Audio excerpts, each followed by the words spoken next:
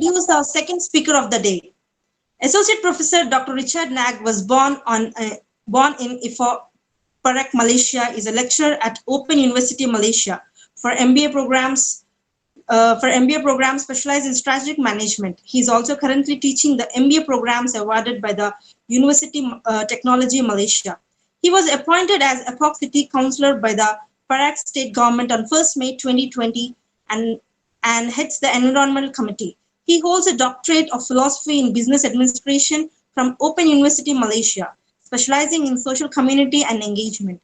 He is a social activist since 2014. He is currently the president of Ipoh City Watch President of Lions Club of Perak Silver State. He was also recognized by many government organizations for his work on social business in environment. We are happy to have you, sir. Please, sir. Thank you very much. Very good evening to all of you. Thank you for having me again. This is the second time I'm with the same group of people. Well done. It's a good move to get everyone to learn something new. I followed through what Professor Dr. Bala presented. It was a very good presentation. So I will do my best to give my best presentation. So thank you for the introduction.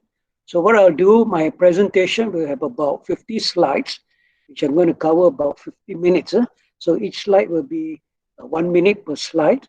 And in between, if you have any question, please type in the chat sessions because I'm using 2 laptops. So one laptop for me to check the chat session, the other one for me to present. That way I can see better. All right. Okay, let's start our presentation. So my topic will be on the strategic planning for future development. So let me start the presentation.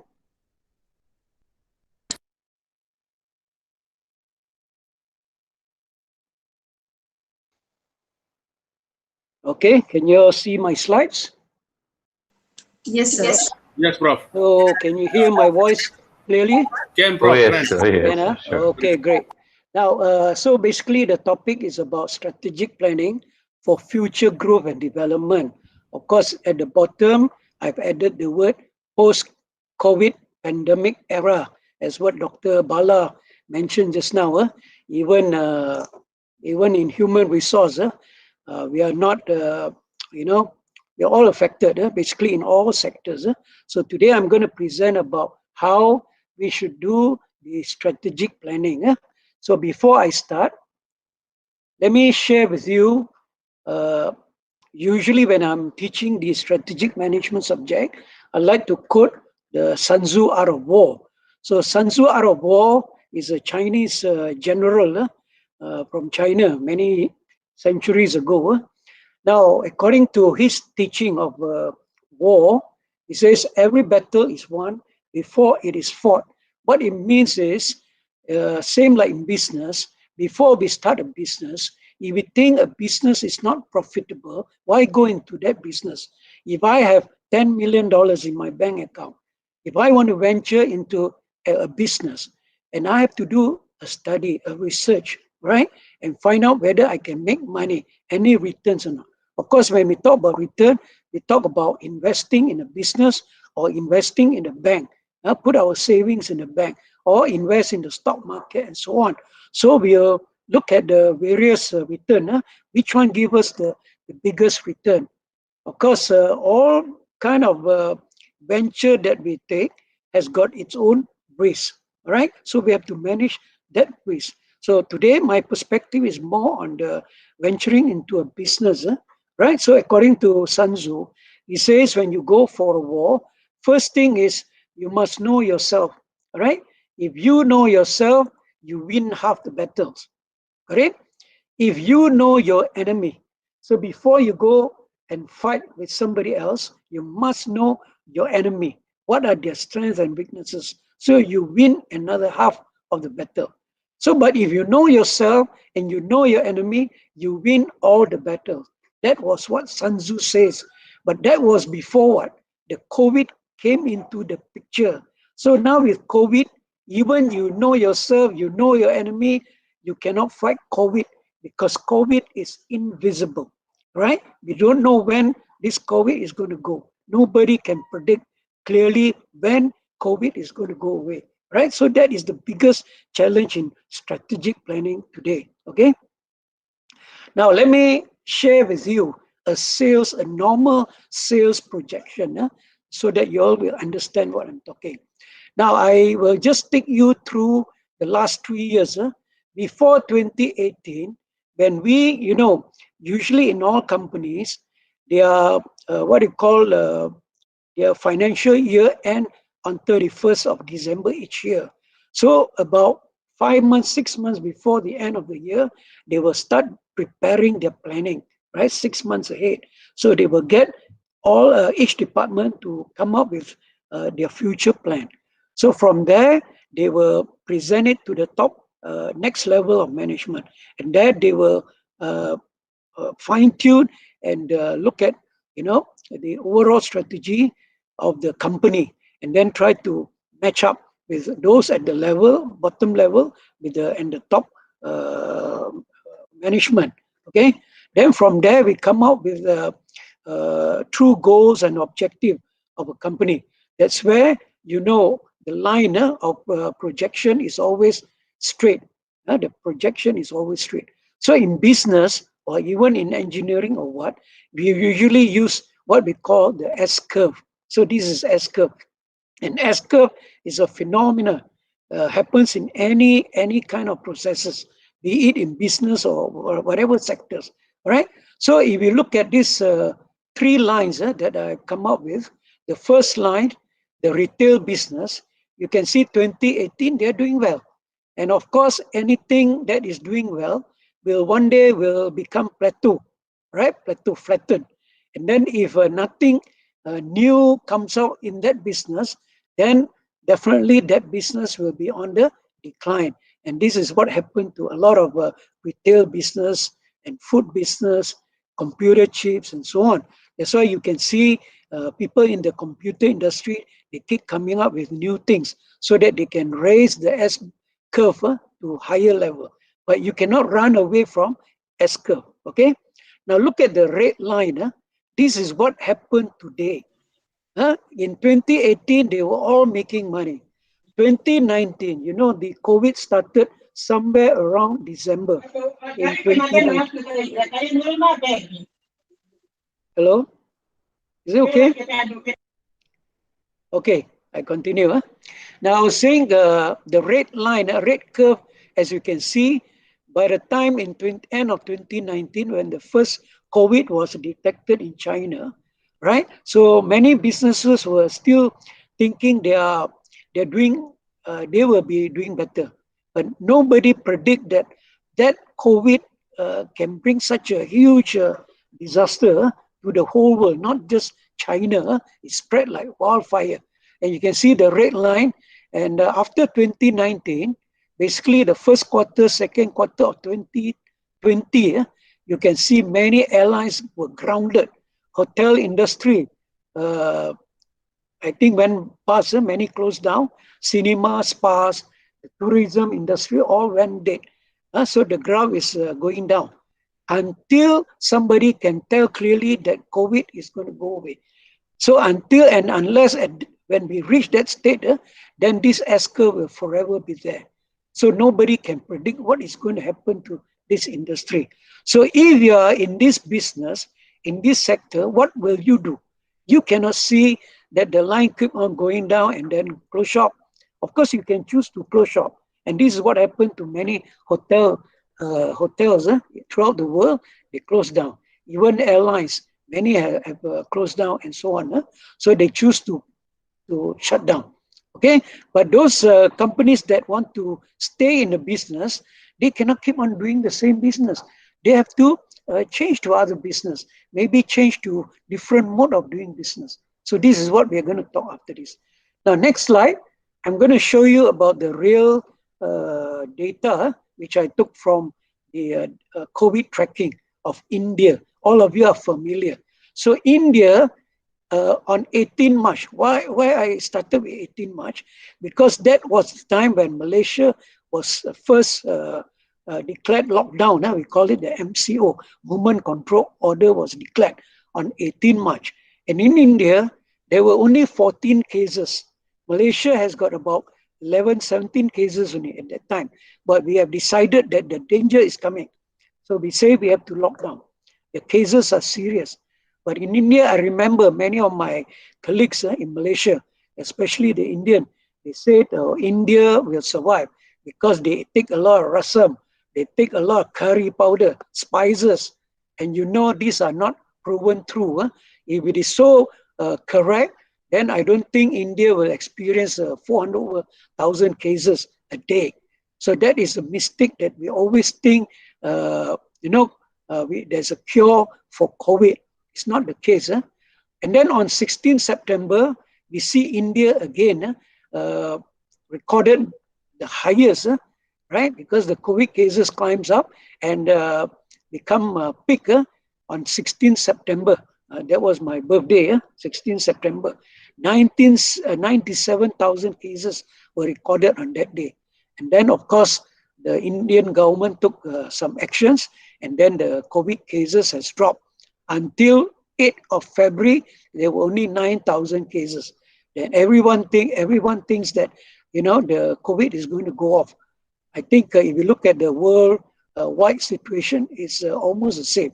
But nobody expect that on the 8th of May, in India, there were 403,405 cases. And of course, yesterday I saw it was 222 cases. Compared to worldwide today is 600,000. That means India today contributed about 30,000 of the world new COVID cases. Let's compare with Malaysia. So Malaysia, as I said, on 18 March, when the Malaysian government declared MCO, we have 117 cases.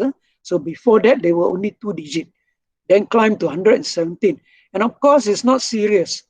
Not serious. The government took action and all that, and we have reached a plateau. So everyone was happy, thinking nothing happened. Then on the 25th of September, there's one of the Malaysian state of Sabah. They went for state election. So during the election, a lot of cases have been detected in Sabah, and that has triggered the climb in COVID cases from 27 September, 150, and you can see there's a great climb in number of COVID cases. Until 30th January, we have 4,172. And the Malaysian government again declared lockdown on 11 January, and not only lockdown, but also declare in a state of emergency. So the emergency ordinance took place on 11 January until 1st of August. And you can see there's a decline, but not we are still on the 4 figures, right? Four digit. And today we still recorded 6,509 cases. And we expect that this will climb to 10,000 cases by June if nothing, no drastic action has been taken.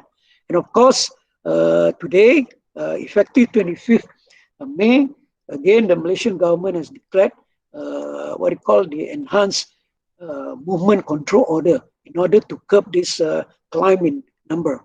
In terms of worldwide, you can see the graph is similar to India, similar to Malaysia. All right, so we cannot say that India is worse than Malaysia, Malaysia worse than India. We cannot compare that way, because if we look at the worldwide trend, the worldwide trend, you can see there's a similar pattern. Of course, what we can see is what is the contribution of our country towards the total statistic. As I said just now, worldwide, we have 607,000 cases. India contributed 222,000, which is 1/3 of the world total numbers, which is a lot, right? It's quite serious in India. And Malaysia contributed 6,000, which is 1%, 1% of the world total. Of course, a lot of people still not scared of that. So what is the hope that we have from this trend? So the question that comes into a lot of people's mind is, when is this going to end? Of course, a few months ago, we have seen that there's a solution found by a few companies, in the form of vaccine. So they found some vaccines which has proven to be quite okay, but that's not the what you call the answer to the end of this COVID pandemic yet. Okay, so this is just to get it started with the scenario of strategic planning post COVID pandemic for all of you to understand. Okay, now let's get back to the academic point of view. In terms of strategic planning, as you can see, this model was developed by David and David in the year 2015. Of course, earlier than that, there were many researchers have come up with many different models. Right up to 1985, there are some good model, but this is so far the best model that we've seen. Very what you call comprehensive model. If you look at this model, in this model, we look at the types of strategies, right? Of course, when we analyze our company, we ask ourselves, do we have vision and mission statement or not? Why do we need to know this? Because the vision and mission are actually a long-term plan. It sets direction to our company. Which direction are we going towards? For example, Open University, they want to be the leader in flexible learning. So we know Open University for sure, their core business is education. They're not going to go into apparel or cosmetic and what you call health care business. They are in the education business. And why we need to state this clearly is because we need to drive from the top to the bottom so that everyone, like what Professor Bala mentioned, the human resource part of it, they have to align themselves to this strategic goal so that they know what they are supposed to do.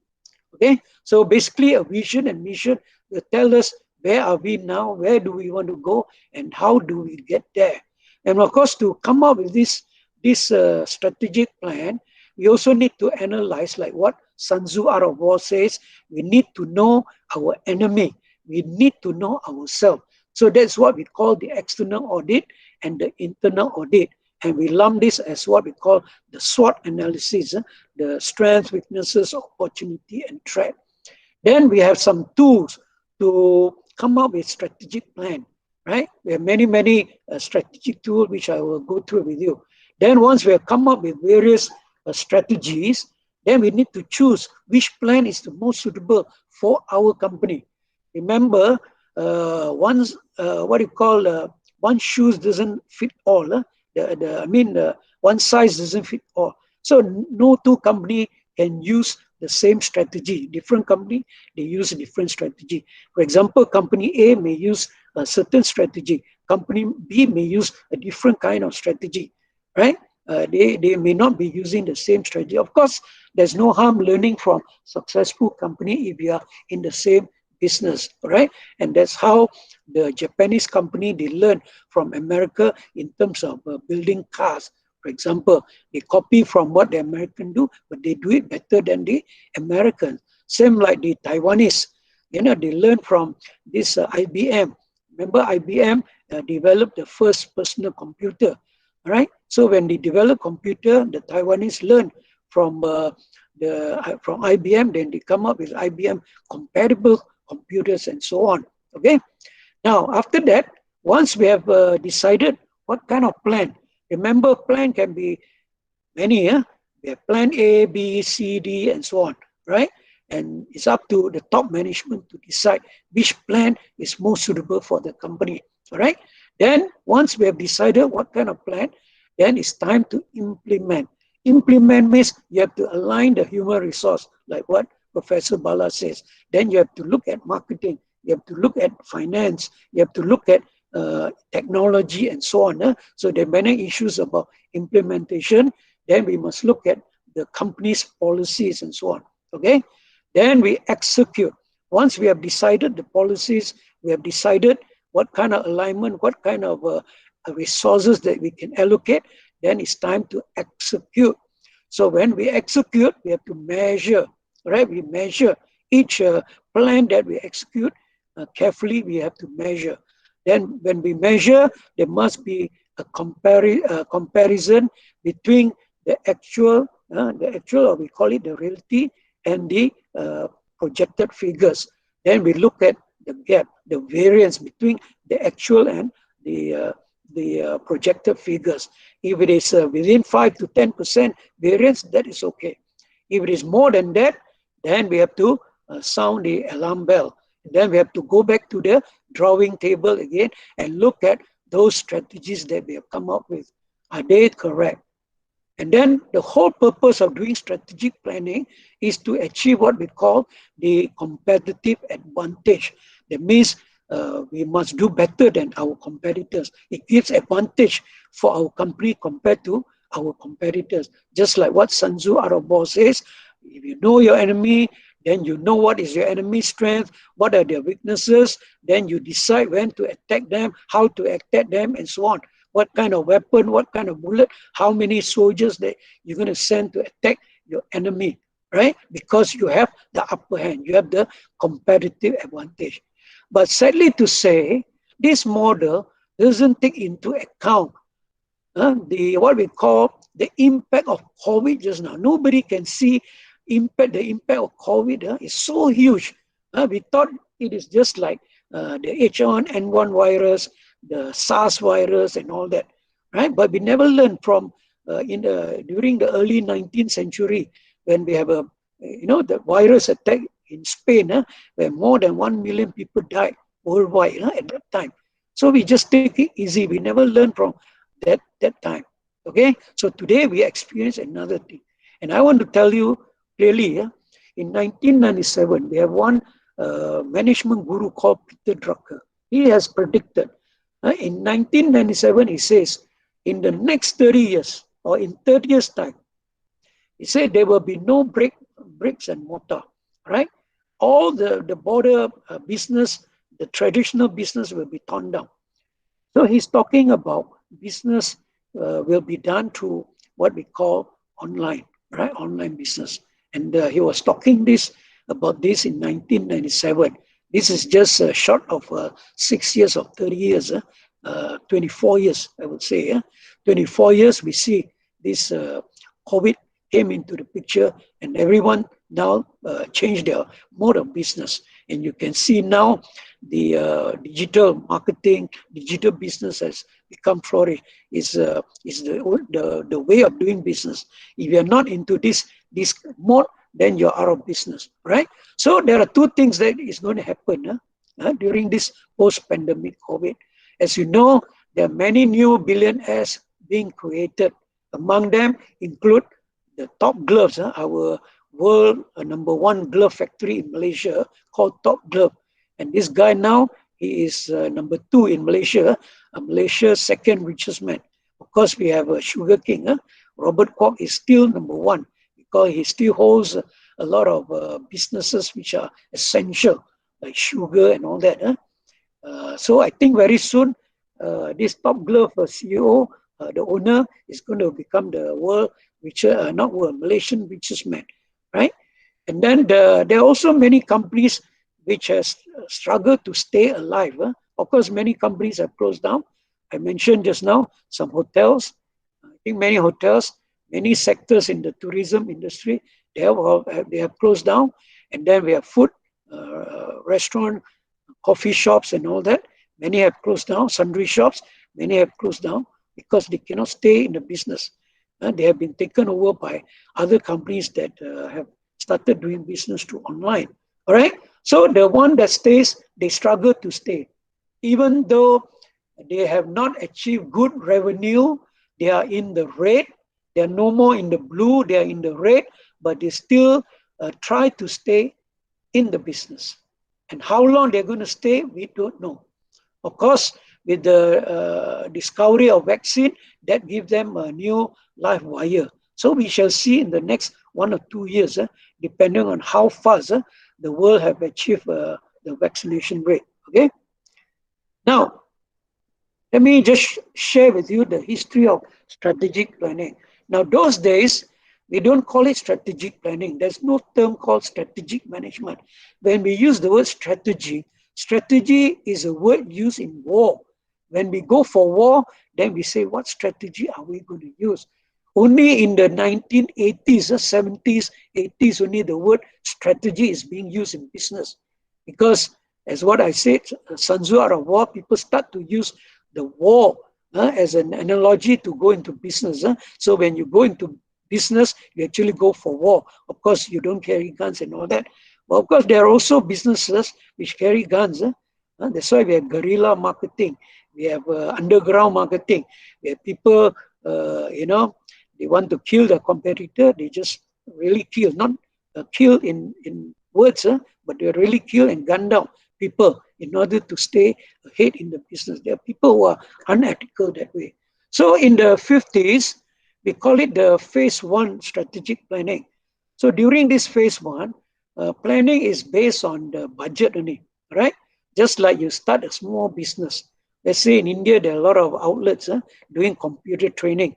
So when I went to India in the 1994, I went to Chennai.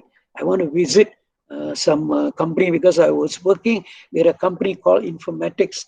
So we have branches in Chennai, So I want to visit some of our branches because I was a director for Southwest Asia, including India. So I was horrified, to be honest. When I landed in India, I went to visit some of these computer outlet.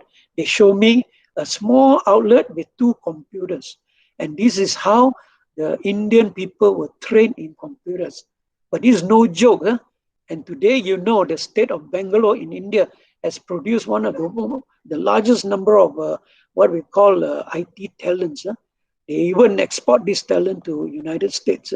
And if Bill Gates want to find workforce, they go to Bangalore and recruit these workers. So you can see the small business is actually creating big impact. So this small business, they started with 2 computers because they can only afford 2 computers.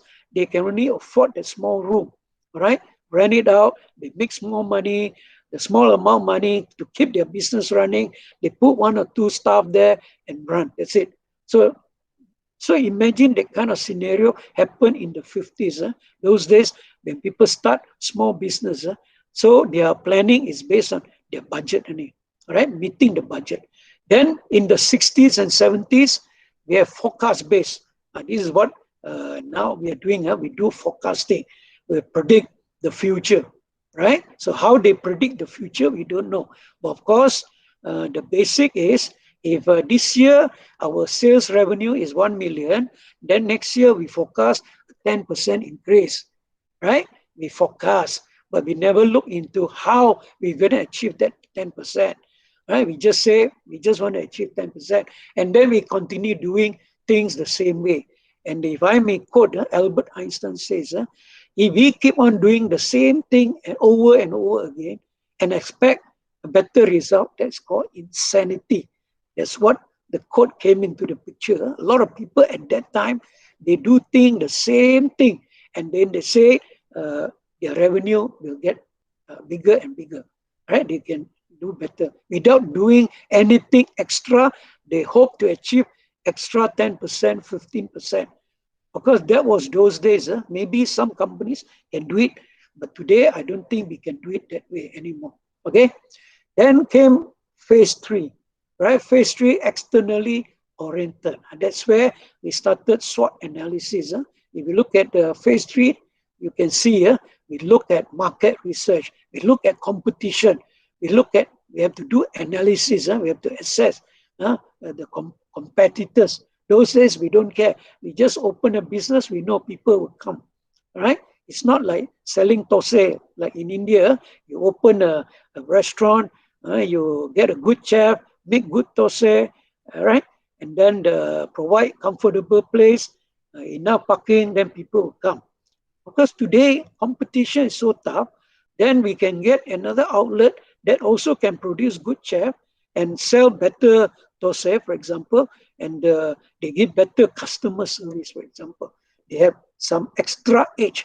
That's where we use the word competitive advantages now. So if any company can do better than our company, of course they will pull away some of our customers.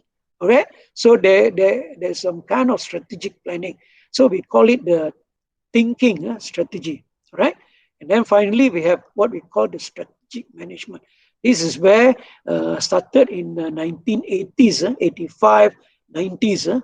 It means still about 20, 25 years ago. We started this. So this is where we emphasize a lot of competitive advantage. We need to do thorough planning, and then we choose the right CEO, right? And then we have a lot of flexible planning process. We have TQM, we have JIT, and a lot of things came into the picture, right? And then this is where we are talking today. We are in the phase 4 onwards now. Okay, so what basically is strategic planning? So I would rather use the word strategic management rather than planning, because planning is just the first step, first stage of strategic management.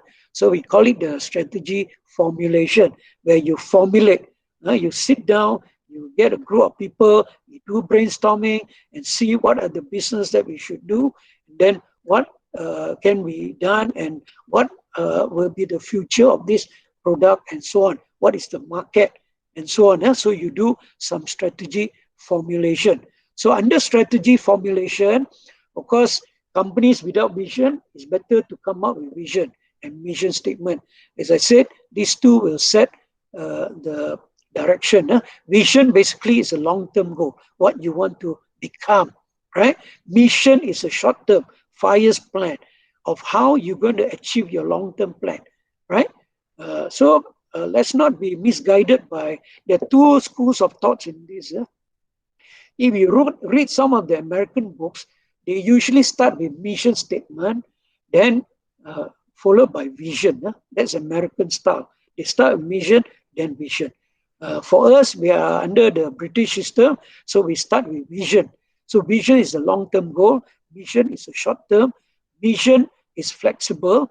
Vision can change along the way. Like now, we are attacked by COVID, so our mission will change. But how about our vision? Our vision did not change unless you close shop, right? You close completely. For example, you're running a hotel business. You know there's no future about hotel. You don't have to change the vision already, right? Then you just close down.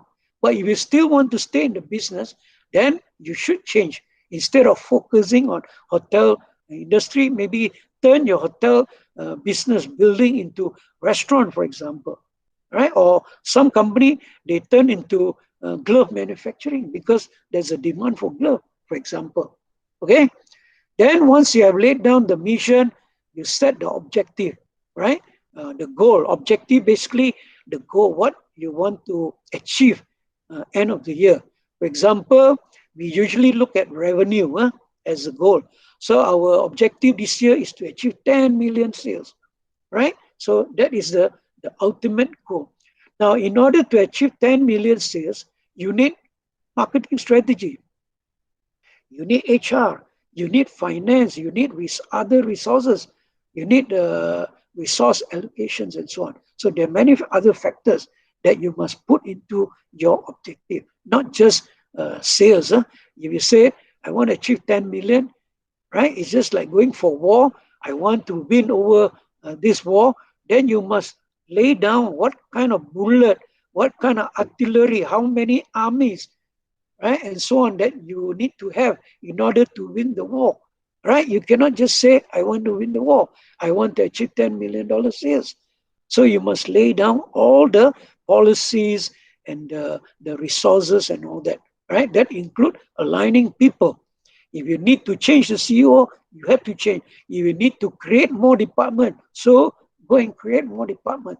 You need to hire more people, so go and hire. If you need to set up a new department, go and set up. If you need to go and hire experts from another company, which means you do headhunting, so go ahead, right? So we have to do that if you want to really win the war, okay? So you analyze the external situation. External means opportunity and threat. Then internal, your own company strength and weaknesses.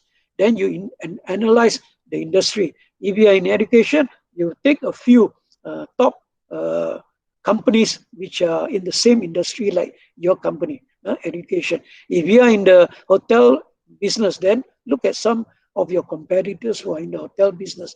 If you are in the glove manufacturing, look at some of the manufacturers in the glove industry and so on. And then do competitive analysis.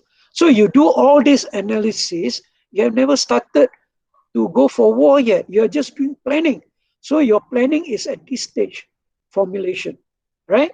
And then after you have done the planning, then you have to decide what kind of structure, what kind of leadership, what kind of people who can drive that business, right? What kind of processes that you need, and so on. Okay. Then the last part is to carry out. So remember, implementation is to put everything in order, including the policies and all that. We are not started, executing. So once you have people in place, the policies in place, the resources allocated, now you execute it. So execution from top to bottom. So we have top management, middle management, bottom management. So the bottom management people will carry out. Of course, if let's say there's a totally different business, after I'm going to share with you one case study where a company which is in the airline industry suddenly move into food industry. You see, there's a total change. Right? So some people which have been retrenched, like pilot, they have surplus pilot. So they have been retrenched. So what are they going to do? They need job. They have family to take care. So this pilot now become what? Become chef, trained to be chef, trained to deliver food, trained to operate the food industry. Remember, imagine, pilot become chef. Pilot go and train to bake some cakes and all that, for the company.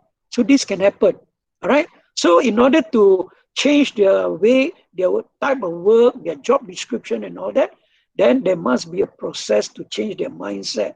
So that's where we introduce the change management into the company so that the people can accept changes. Those who cannot accept, they will leave. They have to fence for themselves and so on. So once we have executed, then we need to evaluate. And then there's, of course, some method of evaluation and so on. So basically, when I describe this, I basically have described everything about what I want to explain to you. So the rest of the slide, I will run through quickly, because now it's already 10:11, so I have 20 more minutes. So you can read this, you can see, I've explained it. Basically, this is first stage, the formulation, and then you come up with policies and all that. Before you implement, then you execute it, and then you evaluate, you monitor the performance and see, you measure, compare between actual and the projected figure. See what is the gap, the variance. If the variance is very far, you have to go back to the drawing board and review some of the plans again, okay? So environmental scanning, I told you already, you look at PEST. PEST means political, economy, social, and technology. So every company cannot run away from politics. Just now I heard Professor Bala mention, Tamil Nadu, you got a new chief minister. I was in Tamil Nadu 3-4 years ago. I went there almost every year. I visited some of my college in India. Then I also went to Kerala. I went to Trichy and so on. And then Coimbatore, many parts of southern India I visited. So I've seen the different states have got different chief minister, and each chief minister has got different kind of government, right? The Tamil Nadu, the Kerala, totally different government, and so on. So you can see, if you go to Tamil Nadu, I remember the GST for drinks or what, was 14%. If you go to another state, another kind of a tax and all that. So the different government, they set different kind of policies. So when you have a company in Tamil Nadu, in Kerala, in other parts of India, then you have to adjust to the requirement of the state government. That's talking about India. We're not talking about doing business in China, in Europe, in America, in Malaysia, in Singapore, and so on. So different countries has got different political climate. If you have business in, for example, in Israel, in the Middle East, or even in Myanmar, you see, there are a lot of political instability there. So it's quite difficult to do business there, right? And then economic situation, now we are under pandemic, it's COVID pandemic, so nobody can predict. Even with the vaccine, we don't know how soon. I will show you the vaccination rate afterwards. Then, of course, the social is about people, the culture, the belief, and all that, which you need to tackle. And if we are in the apparel industry, then you have to look at the fashion. People of different age group, they have different tastes, and so on. So these are some of the issues that you have to look at. And of course, technology. Technology, we talk about fourth industrial revolution, the introduction of AI and robots and all that. So robots will displace a lot of workforce. So a lot of people will become out of job at the moment, not because of COVID, but because of technology. To tell you the truth, in the year 2019, we all never see COVID coming. We all talk about 4IR, 4IR. We talk about preparing, technology. We talk about training our people, go into AI, big data, and all that. But we never see COVID coming, right? So COVID is one big disaster worldwide that we are still trying our best to handle. And we cannot handle from within our company. The only thing we can do is to follow strict SOP. That's all. Yeah, we ensure that we follow SOP. We make sure that our business can carry on. That's all. Right?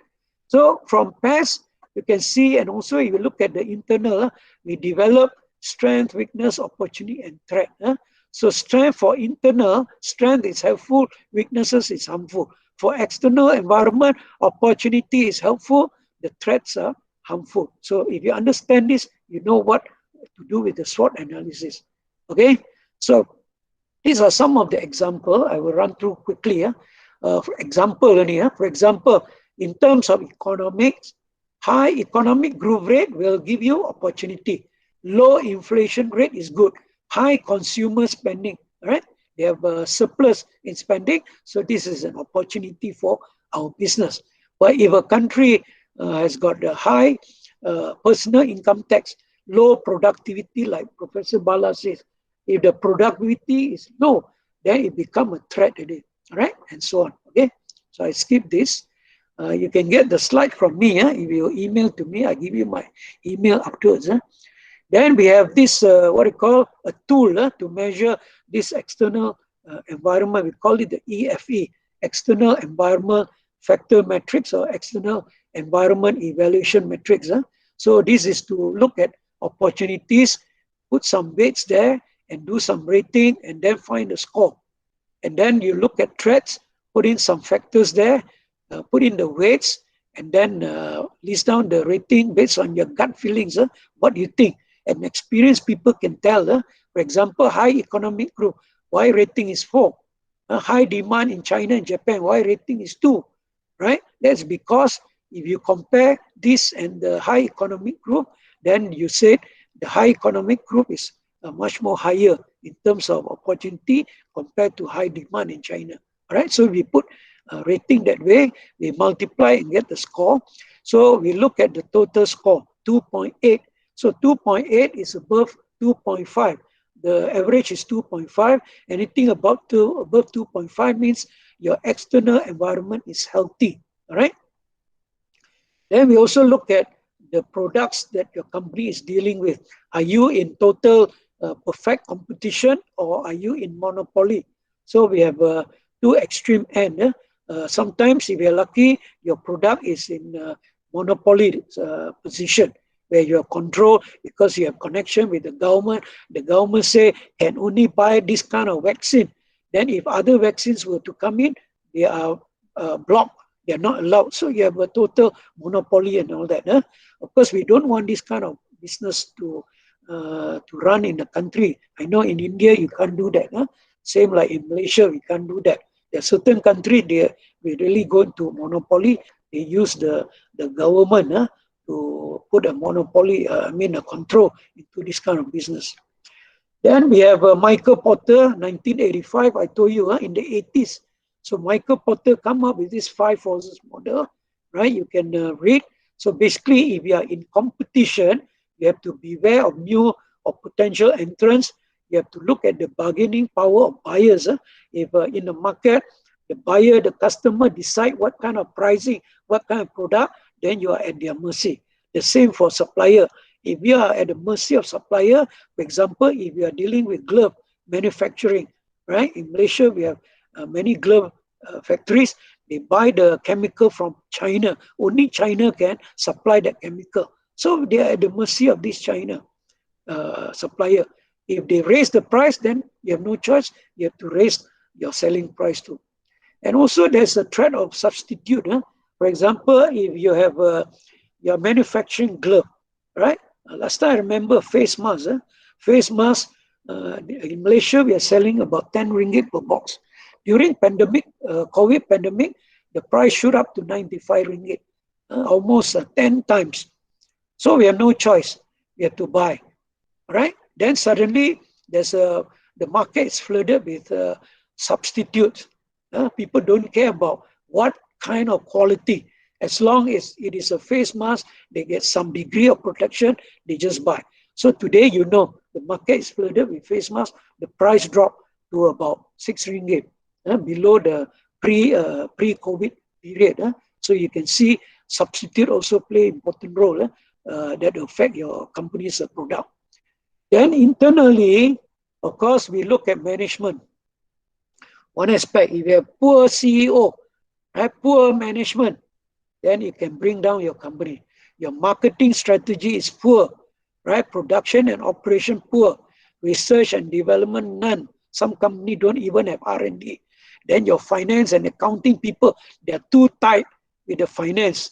We want to expand the business. These people control the money. Then there's another one, HR, which is not here, but HR is playing a very important role.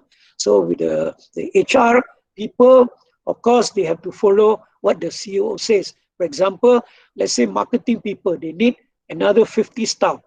Then they inform the HR department, I need 50 staff, right? And then CEO agree. But there are some HR people can say, no, I don't think we can get you 50 staff. Even if they agree, the interview session will be conducted by the HR, not the people in the marketing department. The marketing people set the job description. The HR people go and recruit people who they think they like or for whatever reason. So there's a mismatch of workforce. Sometimes this can also jeopardize the achievement of your company's objective. That's why it brings down the strength of your company to become weakness. So our objective in planning is to convert weaknesses to strength. All right.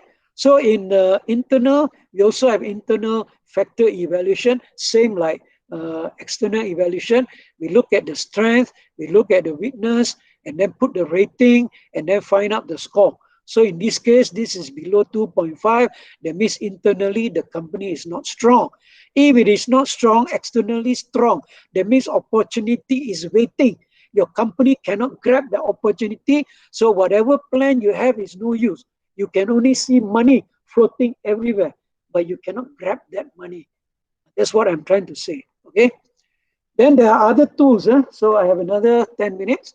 Other tool, we have BCG. These are all theory, but if you ask me whether it's applicable, yes, it is applicable depending on your company. Some company, they still use BCG. BCG is actually a product profile. That means like in this case, the circle represent a product, right? So our aim, you see there are 4 quadrants here, with star, cash cow, dog, and question mark. So under this column, we have high market share, and then we have star, for example, high market share, high growth rate. So star, the word star, you know, these products, they got high growth rate, they are high market share. So you have to spend money in order to stay number 1 in the market, right? But if you look at cash cow, they are also high market share, low in terms of growth rate. That means you don't have to do anything. You just collect your cash. So our goal in planning is to convert star to cash cow, or worse is question mark. Question mark means a product which is low in market share but high growth rate. So you keep on spending money, but you cannot generate that kind of revenue. So we have to turn question mark into star, or question mark to cash cow. And then we have worst one is dog. Right? So you know dog is only good at barking. Huh? So you have low market share, low growth rate, right? Basically, this type of product, either you discard, right, or you convert it into other products, or you improve the process. Okay? Okay. Let me see, chat session. Okay. Professor Bala, what is your advice to the government, employers, employee, trade union, customer, and NGO during pandemic? They're now facing economic and safety crisis. So that's a good question. This question is quite difficult to answer. So advice to the government is we have to first thing, we must break the transmission of COVID. This is the thing that everybody must do. So how to break? Of course, one of the easiest ways is to stay home, like Professor Bala says, stay home, stay safe. Only go out when it is necessary. But you know, in Malaysia, we need to balance between livelihood and life. Somebody have to go out and look for money, right? So if the whole family cannot go out, they cannot earn a living, right? Of course, the government try to advise the people, go and plant your own vegetable and all that. So you grow your own vegetable so that you can put food on the table. Right? If you can't plant vegetable because you don't have the land, you don't have the tool, you don't have all the knowledge, the know-how, then the government have to provide the assistance. This is what happened to many people. But the strongest advice is to get people to break the COVID chain. Of course, one way to break the COVID, other than staying at home, is to go and get vaccinated. We need to achieve the herd immunity. When everyone is vaccinated, then the chances of breaking the transmission of COVID is very high. Okay, so that's my advice. Okay, Professor Bala. Okay, so there are many other tools called, for example, space. Space, of course, you have to do some calculation and all that, but I will just skip this and go to the what you call the outcome of this space metric, depending on where you are located. So if the finding found that you are under this conservative quadrant, then conservative means you it's like aggressive. Your product, you have to do market penetration in terms of marketing. You penetrate the market deeper within a geographical area, or you develop new product and sell to the existing customer, or bring the product to another new market. That's called product development. Or totally come up with new product. So we call it the related diversification. That means if I'm running a university business, education business, maybe I have to start buying land. For example, I'm not building the college or university, but I reserve that land. And then slowly, if the education business is not good, what am I going to do with the land? I can convert land to housing. And this is what happened to a few universities in Malaysia. They buy land, they get the land cheap from the government on the pretext of building a university. In the end, actually, they are in the property sectors. You can see they have to do that to survive. So aggressive, same thing. You have to use some of the situation like backward means you need to buy over supplier, you have to buy over because you cannot be forever at the mercy of supplier. So forward means you buy over some of the distribution channel because the channel sometimes will monopolize the situation. They can control the market. You are the supplier of that product. You have no say. They have the say. So the only way to control the market is to buy over supplier. That's what we call forward integration. Horizontal means you buy over your competitor and close them down or merge them and so on. And so on. Okay. But during COVID pandemic period, I think many companies are in the defensive quadrant. Defensive, we have three choices.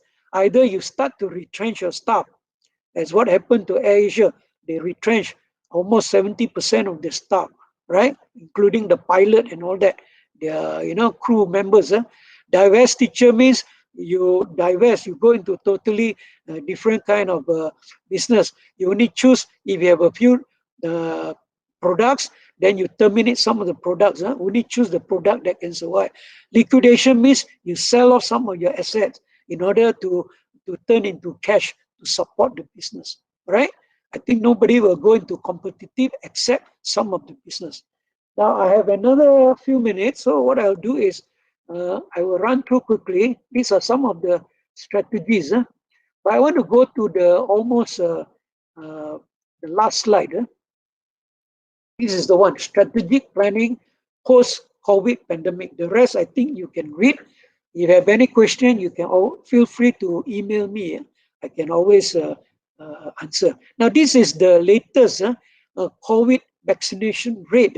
If you look at this, when we do planning, this is a very important output, some important data. You can see December 19, 2020, people have started to uh, develop vaccine, right? December 19, 2020, before India and Malaysia received the vaccination, somebody have invented, of course, on the trial basis, among the countries, including what? Israel. So today you say Israel, 62.85% got vaccinated. Mongolia, surprise, huh? We seldom heard about Mongolia. They're 55.776% vaccinated. Hungary, Bahrain, Canada, United States 48.58.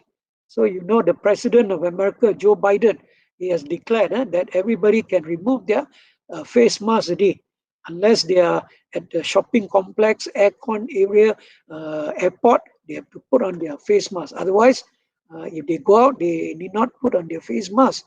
Italy, surprise, those days they have many COVID cases.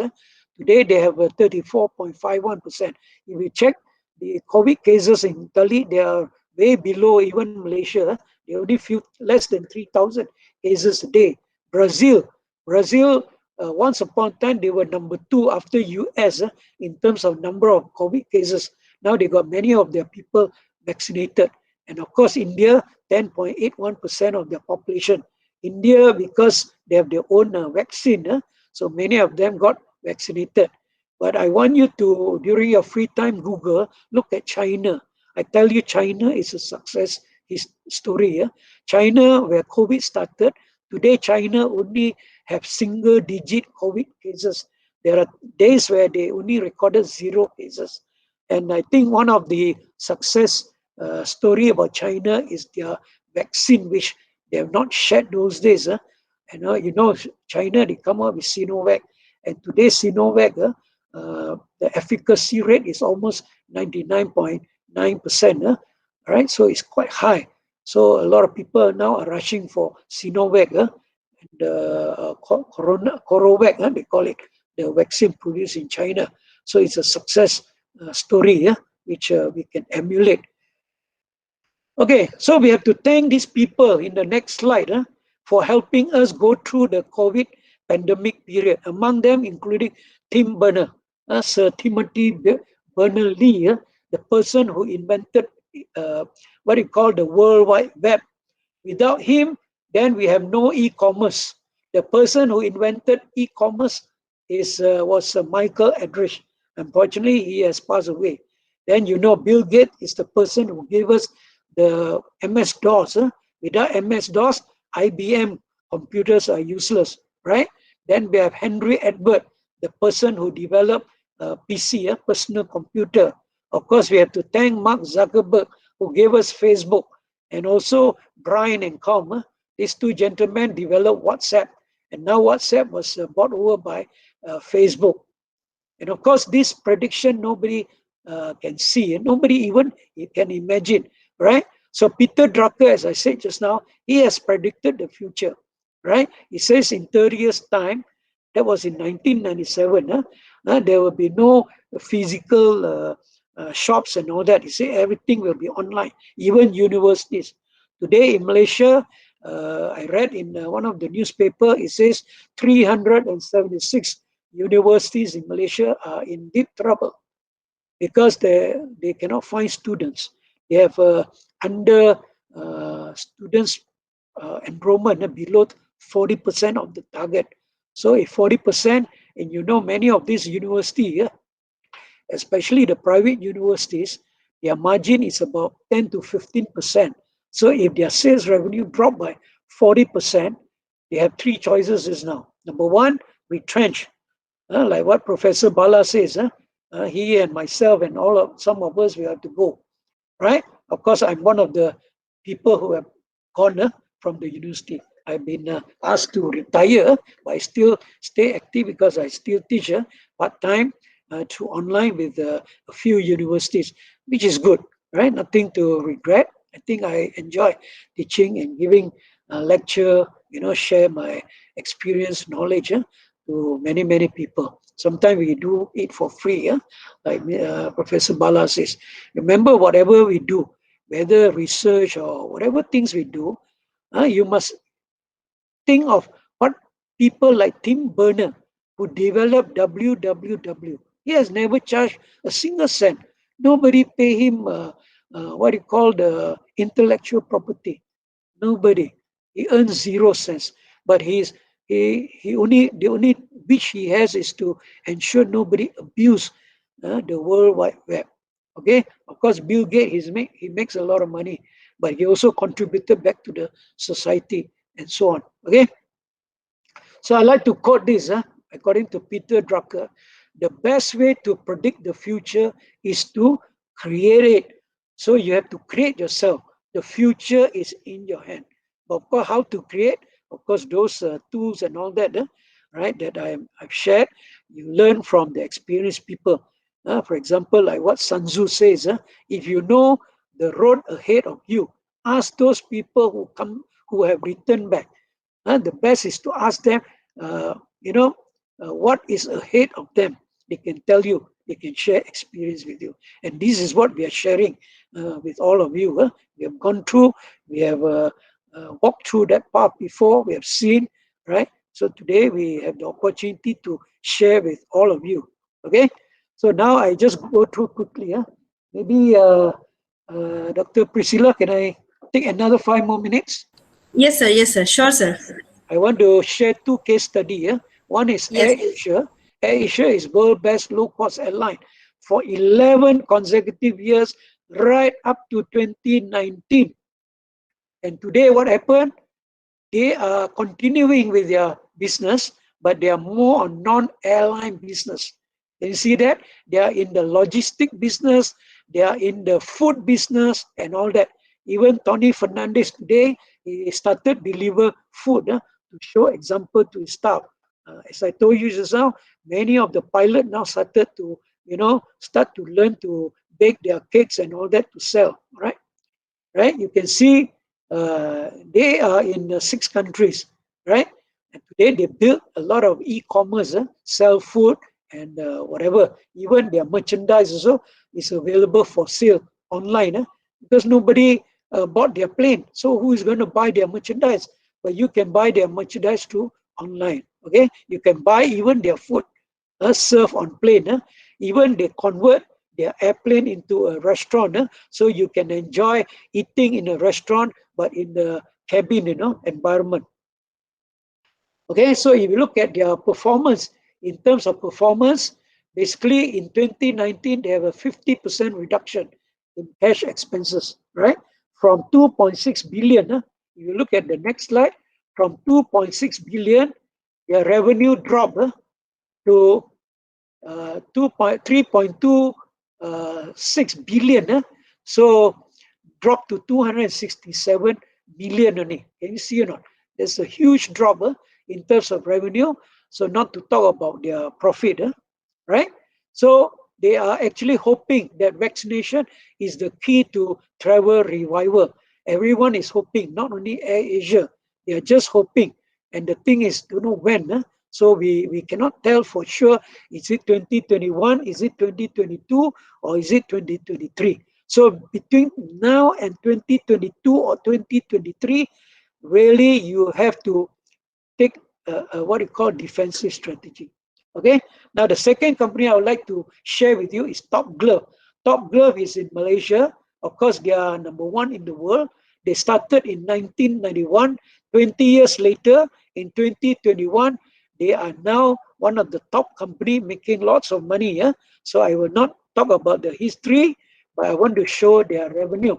So if you look at their revenue, of course, it's going up. Everything is up. Today, their revenue up to 2020, right? End of 2020, they make 4.2 billion revenue. Those days, they only make a few hundred million, right? Today, they are in the billion. Of course, their profit, you can see, is 438 billion ringgit. So these are two extreme ends. One is the travel industry, the airlines, most of the airlines are grounded. The other one is the glove, because there's a big demand. If the COVID continues, of course, our friend here from Top Glove, he will be laughing all the way to the bank. Of course, at the same time, Top Glove also face many competition. There are many new entrants in the market, so everybody wants to have a share. And of course, if everybody have got a piece of cake, then it will affect their business. So Top Glove will try their best to stay number one in the market. Okay, so I think that's all from me. You can look at their performance. So any question? Let me check with. Okay, so Yes, no sir. We question. have some Okay, questions. right. Yes, sir. Can you give some insights on how to implement strategic planning into schools' blended learning strategies post COVID-19 tasks? Very good question. So how to implement strategic planning? I mean for college and university. Because I've run college before.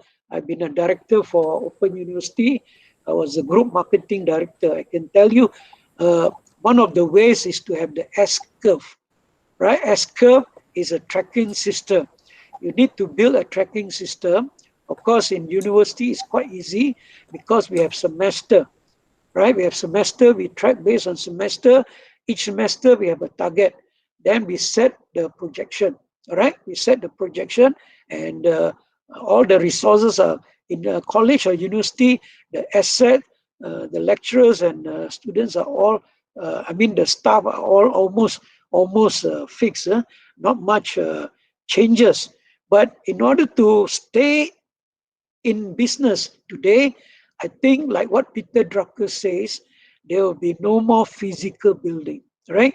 Today, all the courses are conducted online. So you need to be innovative in terms of using technology. For example, now I can meet all of you, right, through Google Meet. Of course, there are many other tools like Zoom and all that. So capitalize on this. And then I believe there are many people who know how to make full use of Google Meet, innovate, tweak a bit, and then see how the classes can be conducted in a fun way. For example, now you see as a presenter, I'm using two laptops. Why? Because when I'm talking through one laptop, I only can see my slide. I cannot see all of you.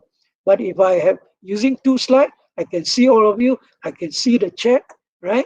And I know what is going on. So it's quite easy, for example, but I don't think this is the proper way. Of course, I tried to be innovative by putting a bigger screen and all that. I tried to connect, but somehow I still fail. But I believe there are many people out there who knows how to improve on the teaching methodology, because teaching is a skill. Teaching is an art, right? Not everybody can teach through online. We cannot just read from the slides and then expect the student to stay awake.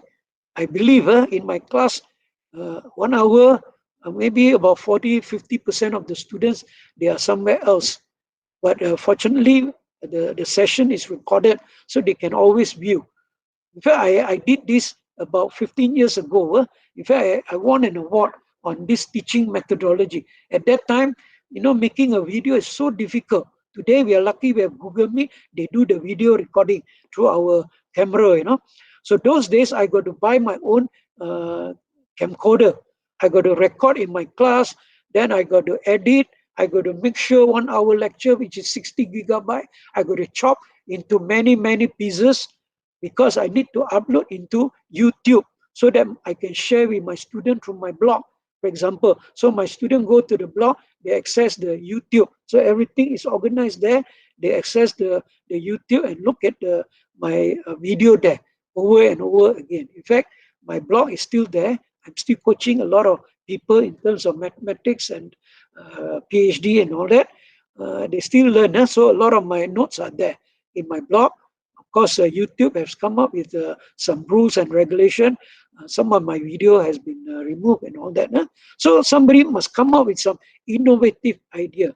Of course, a few years ago, we talked about MOOCs, right? Massive open online courses and all that. So what happened to all this? So I'm not aware. Today, we have Google Meet. We can do a short lecture. We can record. I think we can upload to YouTube and all that also, right? Which is amazing. But to make students awake in the session is an art. So I'm not too sure those people behind that I'm talking to are awake or not. Unless your presentation is interesting, right? Something which is not boring, something very innovative, then I think the student will look forward to your next lecture and so on. Okay? All right. Any Yes, sir. question? One more question, sir. We have few more questions, sir. Sure. What is your advice to the government, employers, employee, trade unions, customers, and NGO during pandemic COVID-19? We are now facing economic and safety health crisis. How to balance it? I think the first thing I've answered it. The first thing is to break the transmission of COVID at all costs. All right? Because we have to balance between life and livelihood. So if you need to stay at home, please stay at home, right? Of course, if you stay at home, can you earn a living? If you can't earn a living, you got to go out and earn a living. So if you go out and earn a living, make sure you observe the 3 C's, right? So first thing is ensure that you are in face mask. Avoid crowded places, right? Then you must comply to what we call run away from confined places. It means run away, avoid crowded places. So you must practice social distancing, right? All the time you must have a face mask. And if you are in contact with any surface, any people, make sure that you sanitize your hand. And when you go back, you clean yourself, right? So I like when I went to India, when I meet people there, they say namaste.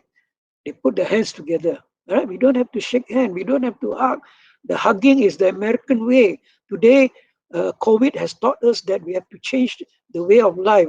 Namaste, or in Thailand, even in Japan, they just bow, no handshaking. So the management book written by American, they say the handshake tells us about how firm, how confident you are in business. So this is no longer practice. So my advice is make sure we all try our best to break the transmission. Either you stay home. So if you are asked to go for vaccination, you go for vaccination. We need to reach this, what we call the herd immunity. When everyone is vaccinated, then we can safely say that we have a high chance of breaking the transmission of COVID. And then we can come back to a normal way of doing strategic planning. But whatever it is, the COVID is a wake-up call for all of us. The way of doing business, the way of doing strategic planning has got to change. Like I showed you just now, the strategic management model by Fred David. So that got to be tweaked a bit, right? Including those, not just to come up with competitive advantage, but to stay alive, in the business or what, Okay. All right. Any more question? Yes, sir. We have one more question. Sure. Please give some insights on how the government and business entities should work in the harness and indeed leverage the existing synergy between the two in the wake of COVID-19. Yeah. So first, the government will decide what policy to implement, right? Of course, when the government decided what policy, they must talk to the industry. They have to talk to the business people. They cannot simply, at their whims and fancy, says, I want this to be implemented. Of course, in China, they have done that successfully, right? But not many countries can follow exactly like what China is doing. They are a communist country. So, India and Malaysia, we are a democratic country. Even India is more democratic. If you make any slight mistake, they will take legal action against you. All right. So we have to work hand in hand. Basically, the government sets policy in collaboration with the business sector. Right. The business sector, there are many. One is a business that can make money, can stay ahead, can make more money. That's where the government will collect enough taxes. There are business who are not making money on the verge of collapsing. That's where the government must step in and provide incentive in terms of financial support and all that. Because we're talking about the business ecosystem. There are times where company makes money, and this is a time where a company doesn't make money, then the government must step in to help. For the company that makes a lot of money, like Top Glove, they should pay what you call some kind of tax, right? Some windfall tax, we call it. Windfall tax. That means in Malaysia, the corporate tax is 28%. They should pay maybe 50%. So the additional tax is used to disburse to the poor people, to help them survive, to put food on the table. So this is what we are talking about, balancing between life and livelihood. All right? Okay, Yes. any more questions? Any more questions from the audience? Any doubts or any queries? Prof. Richard, Yes. Prof. Richard, Prof. Bala here. Yes, Dr. Bala. You were saying that Speak Dr. louder a bit, please. Can you hear me now? Louder a bit. Yeah. Can you hear me Okay. now? Yeah. Okay. Peter Drucker, you said that you must invent the future. But how can we invent the future if we don't have the good leadership, we don't have a good facilities, we didn't got vision and mission very clear. So we cannot invent. Of course, maybe a developed nation, of course, the like Korea, Japan, or Scandinavia. But what do you advise to the third world countries and developing countries? Because I don't think we can invent. Even getting worse. Okay, Prof.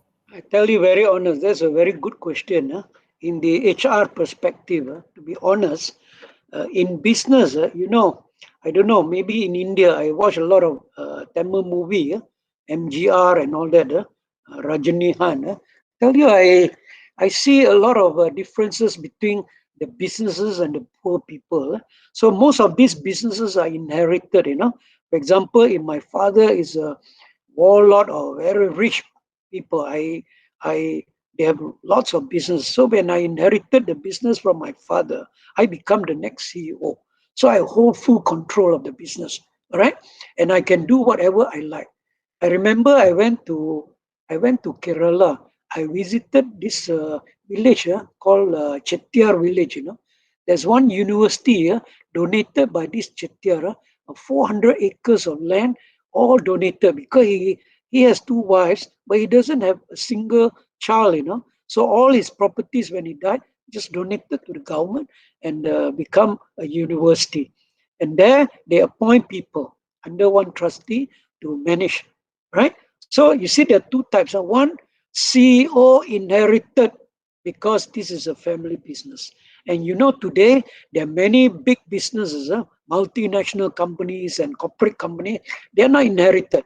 Although there are some which is still inherited, the father passed down to the children and so on. Of course, today the children, they are all well trained. They took up MBA course and all that, so they know quite a bit of management.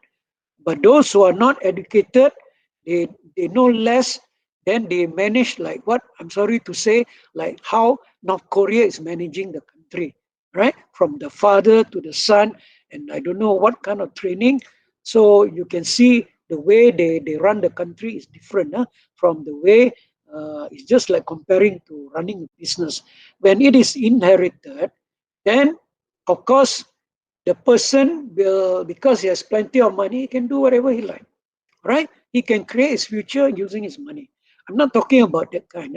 So like coming back to your question, if we are sincerely running a business, a proper corporate company, right? Then this company appoints CEO, right? If the business is in bad shape, who do you think should go first? Because the person who plan all this strategic planning, or what I would call the person who create future for the company, is the top management. The top management I'm referring to, the top guy, the number one guy, which is the CEO. And I'm sure you have seen what happened to Apple, what happened to Hewlett Packard, what happened to even Nokia, and what happened to so many companies, right? they have to sack their CEO, right? If that business is not doing well, we are appointing them to create a future for the company, and they cannot create a future for the company, then they are not the right person to helm the company, right? So there are many types of leadership, Dr. Bala. So in HR, when we teach leadership, we got democratic leader, we got what you call so many types of leadership, right? At times we have to be autocratic, at times we have to be democratic, at times we have to be the father figure and so on. So the leader plays a different role in different situations, or we call it a situational leadership, right? But his goal objective is always the same. His aim is one. He wants to make money for the company. So he create the future through innovative idea. So you can see an innovative CEO will always create new ideas. And remember Steve Jobs? Steve Jobs was the founder of Apple. Can you imagine? He was the founder and he was sacked as a CEO of the company. He have to, the people who took over Apple, took control of Apple, sacked him. So when he was sacked, he set up another company to create what we call Pixar, right? So that's where we have some movie. Yeah? I can't remember what is the name of the movie. He created all. Of course, he created the Apple iPhone and all that. Then after that, he came back to Apple again. Is it not? So people like Steve Jobs created future for the company. Can you see or not? He is a visionary leader. He can see the future. Uh, Today, he see future in the next 10, 15 years. Right? You see that we need to change direction. We need to embrace e-commerce, for example. We need to embrace 4IR. If we have a leader who is still stuck with traditional way of running business, I think it's high time that that leader have to be removed from the company. That's my suggestion to many companies. If the company doesn't change, then the company will collapse. They cannot create a future.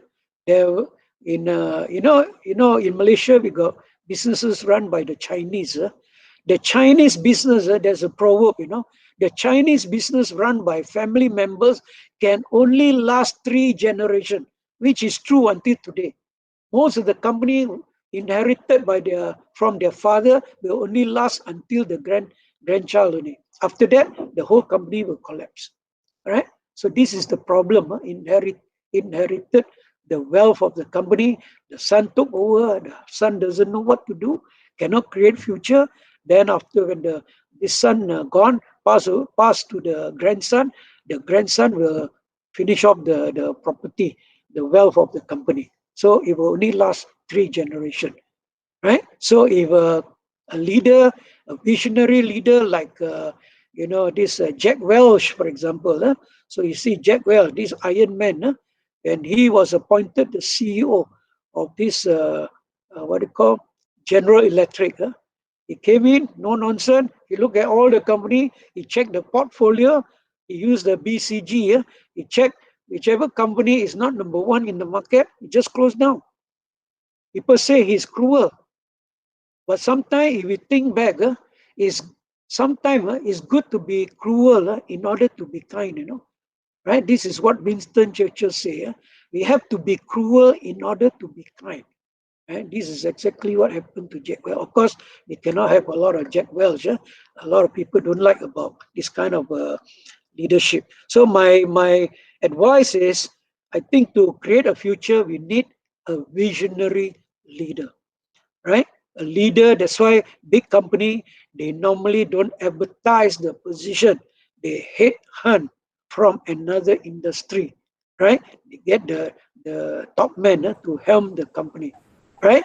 If when this company comes in, if he cannot do the job, they have to remove and appoint. And this is something not new.